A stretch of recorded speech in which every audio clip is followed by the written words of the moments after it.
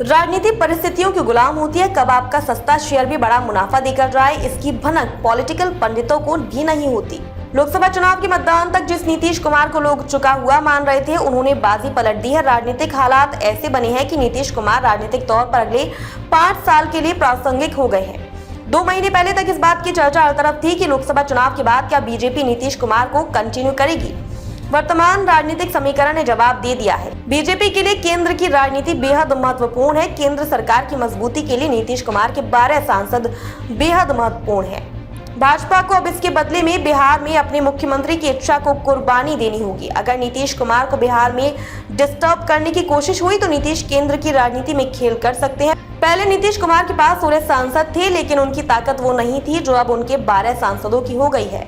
इस चुनाव परिणाम ने बीजेपी को बिहार की राजनीति में 2009-10 के हालात में लाकर खड़ा कर दिया है, जहां से बिहार बीजेपी की स्वायत्तता एक बार फिर से खतरे में होगी। नीतीश का दबाव फिर से बीजेपी पर बहुत अधिक बढ़ सकता है। बिहार में जीतन राम मांझी और चिराग पासवान की पार्टी का स्ट्राइक रेट 100% का रहा। चिराग पासवान के सभी 5 उम्मीदवार चुनाव जीतने में सफल रहे, लेकिन चिराग पासवान के साथ खेल टिकट बंटवारे के समय ही हो गया था। चाचा पारस से हिसाब किताब करने के चक्कर में चिराग ने नीतीश कुमार के करीबियों को टिकट दे दिया। नीतीश कुमार के बेहद करीबी अशोक चौधरी की बेटी शांभवी को समस्तीपुर से मैदान में उतारा गया। समस्तीपुर की बगल की सीट से जदयू के एमएलसी दिनेश सिंह की पत्नी को टिकट दिया गया। खगड़िया से भागलपुर के उद्योगपति राजेश वर्मा को उम्मीदवार बनाया गया। चिराग के 5 में से 3 सांसद नीतीश कुमार के करीबी हैं। चिराग अगर 2020 वाला कोई खेल आगे करने की इच्छा भी रखते होंगे तो उन्हें पार्टी में भारी विरोध का सामना करना पड़ सकता है।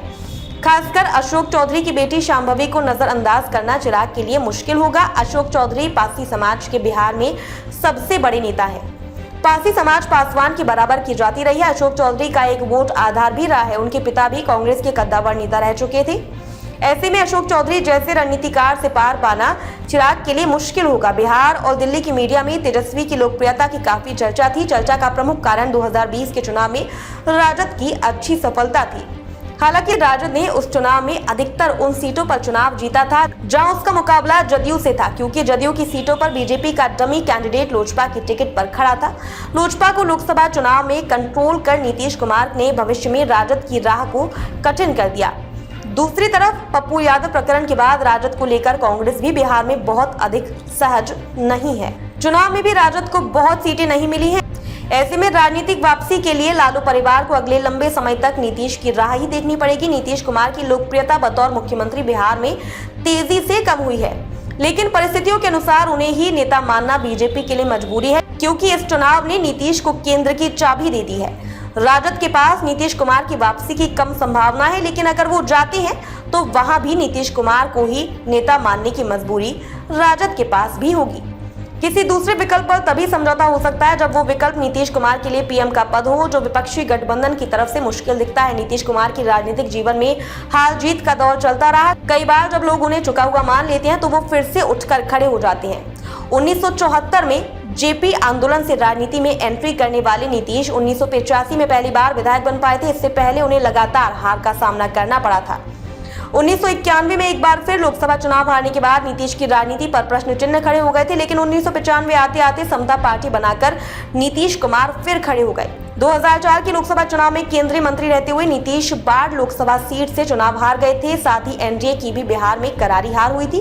लगभग 1 साल बाद ही हुए विधानसभा चुनाव में अच्छी खासी सीट जीतकर उन्होंने वापसी कर ली। 2014 के लोकसभा चुनाव में महज 2 सीट पर सिमटने के बाद नीतीश के खत्म की बात हुई, लेकिन 1 साल बाद ही नीतीश कुमार ने बाजी पलट दी। एक बार फिर 4 सीट कम जीतने के बावजूद नीतीश कुमार ने 5 साल की राजनीति जीत ली है।